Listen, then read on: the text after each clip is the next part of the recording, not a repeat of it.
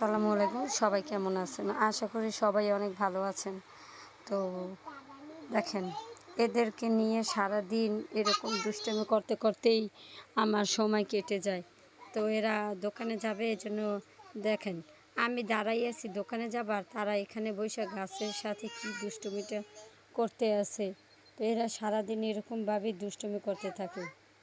তো আমার 2টা পাখি, তো এদের জন্য সবাই দোয়া করবেন। দেখেন কি দুষ্ট তারা, দেখছেন কি শুরু করছে। তো এরা সারাদিন এরকম দুষ্টুমি করে। আর যদি আমাদের যখন এই যে সেদিন একটা সিডর হয়েছে, সেই সিডরে এই গাছগুলি ভেঙে পড়ছে সব। এখন সেই জন্য দেখেন সেই গাছের উপরে উঠা দেখেন এরকম দুষ্টুমি করতেছে। আর ওই আমাদের মেইন রাস্তা, ওইখানে মেইন রাস্তা এরকম দুষ্টুমি করতে আছে। সামনে মেইন রাস্তা, তো এই দৌড় দিয়েই রাস্তায় এসে পড়ে। তো এরা এরকমভাবে দুষ্টুমি করতে থাকে। আর আমার তাদের সাথে সবসময় ডিউটি করা লাগে, তারা কোথায় যায় না না যায়। কারণ যেহেতু যমজ বাচ্চা, সেহেতু কিন্তু এদের পিছে একটু থাকা লাগে। কারণ একজন যা করবে অন্যজনও তাই করে। দেখেন আশেপাশে আমাদের অনেক পুকুর, খাল। তো দেখা যায় যদি সাঁতার পারে না, মানুষের বিপদের কথা বলা যায় কখন কি হয়ে যায়, সেজন্য সবসময় উচিত খেয়াল রাখা।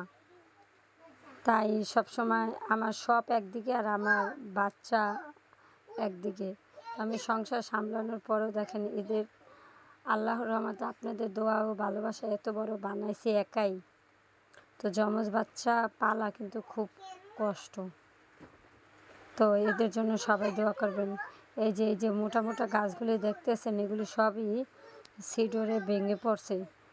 আর এইবারে সিডরে অনেক ভয় পাইছি, কারণ আমরা ঢাকা থেকে আসার পর কখনো এরকম সিডর দেখিনি, এই প্রথম। দেখেন আমাদের একটা গাছে কতগুলি জাম্বুরা হয়েছে।